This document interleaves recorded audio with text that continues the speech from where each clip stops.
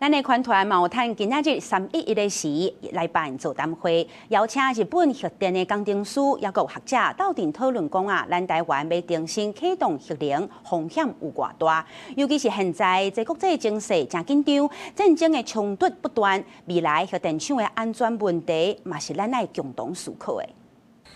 2011年3月11日，日本東海外海發生大地震，引起大海嘯，致死我2萬人死亡，閣毀掉福島第一核電廠，造成輻射漏洩。在海到達滿15天，日本資深核電工程師特別來到台灣，參加環團舉辦的福島核災15週年盛事座談會，以自身的角度分析核電對台灣造成的影響。再生可能エネルギーのが圧倒的にもう安くなってきてます。ですから将来がないんです、原子力に。